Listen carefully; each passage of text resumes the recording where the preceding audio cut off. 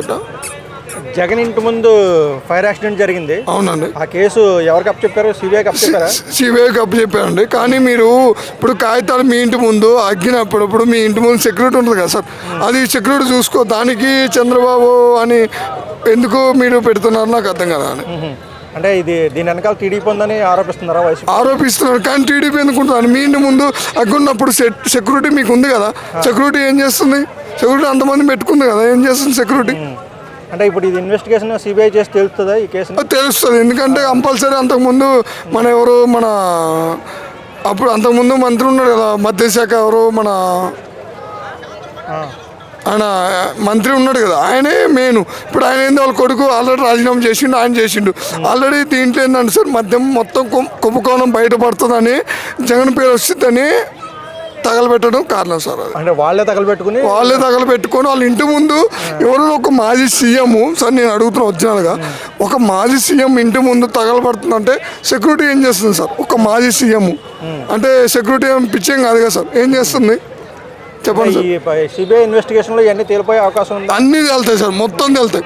మొత్తం ఇప్పుడు విజయసాయి రెడ్డి ఎందుకు పోయిందంటే సార్, లేకపోతే విజయసాయి రెడ్డి కూడా లేపే చేతనని భయపడి రాజీనామా చేసిండు. ఎందుకంటే జగన్ పెద్ద డేంజర్ సార్, వాళ్ళ చెల్లెలు దూరం అయింది సార్. జగన్ గురించి నేను చెప్పే అంత తోలేను సార్, ఎందుకంటే మనం జగన్ గురించి మనం చెప్పే అంత తోలం కాదు అది సార్.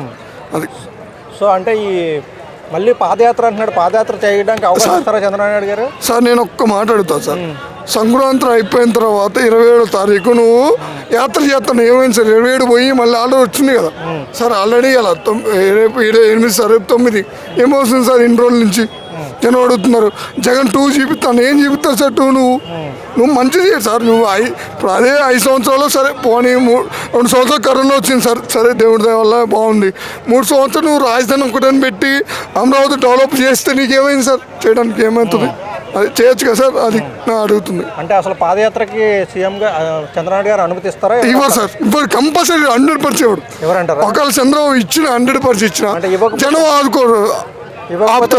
ఉండదా మరి? అంటే జగన్ భయపడ్డారని వాళ్ళు అనే అవకాశం ఉంటుంది కదా సార్. ఒకవేళ చంద్రబాబు ఇచ్చినా సార్ పర్మిషన్, జనం అయితే ఆపుతారు సార్. ఎందుకంటే జనం కంపల్సరీ కొన్ని ఊర్లోకి రానియరు సార్. అది అట్లుంటుంది. సో అయితే వచ్చేసారి అయితే మళ్ళీ కూటమి ప్రభుత్వం గెలిచే అవకాశం ఉంటుంది. ఉంటుంది సార్, కంపల్సరీ 100% కలిసే పోటీ చేస్తారంటారా? ముగ్గురు ఇదా మళ్ళీ ముగ్గురు అంతే, కలిసే పోటీ మళ్ళీ ముగ్గురే సార్.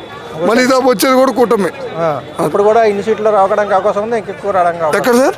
అప్పుడు ఇన్ని సీట్లు వస్తాయా? ఇంకా ఎక్కువ వస్తాయి కానీ ఇతాబు మళ్ళీ 11 కన్నా తక్కువ వస్తాయి జగన్కి. ఇతాబు 11 కంటే తక్కువ వస్తాయి మళ్ళీ 100%. నేను రెడ్డి సార్. అంటే మరి కొన్ని పథకాలు ఇంకా అమలు చేయలేదు. చేస్తాను సార్. ఇప్పుడు జగన్ ఏమి ఎక్కంగా చేయలేదు కదా సార్, తొందరపడుతుంది సార్. తొందరపడితే ఏమి పిల్ల పుట్టదు కదా సార్, 11 నెలలు పడుతుంది పిల్లగాడ పుట్టడానికి. అది సార్ జనాల్లో బాగానే ఉందంటారు ఇప్పుడు అంతా? పర్లేదు సార్. ఇప్పుడు మీరు ఆంధ్ర ఎవరిని అడగండి సార్. ఇప్పుడు సార్ నేను ఒక్కటి అడుగుతున్నా, అన్నా క్యాంటీన్ సార్, ఆంధ్రాలో మీరు 5 రూపాయలకి 2 పూరి 1 ఇడ్లీ పెడుతుంటే వెళ్ళలేదు సార్. ఎందుకంటే నేను తిన్నాను సార్. నేను ఎందుకంటే కడుపుని తిన్నదానికి అన్యాయం చేయకూడదు.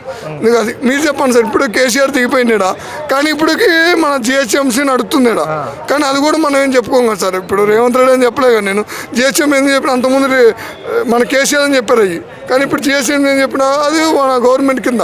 ఇప్పుడు ఆడ అన్నా క్యాంటీన్లో అప్పుడు జగన్ గెలిచినప్పుడు ఉంచాల్సింది, బాగుంది, తీసేసినాడు. తప్పుగా సార్. అది నాలంటాడు ఉంటాడు సార్, మమ్మ కొట్టిందో లేకపోతే పారిపోయి వచ్చాను నేను టౌన్కి, నేను ఆడ తినాలి, నాకు 100 ఉన్నాయి సార్, 100 ఉంటే 10 రోజులు తింటాను నేను. కానీ అదే వాటికి 100 రూపాయలు పెట్టి నాకు మధ్యాహ్నం అయిపోతాయి కదా సార్. అది కూడా ఆలోచించాను సార్ నేను కూడా. తప్పు చేస్తాడు జగన్.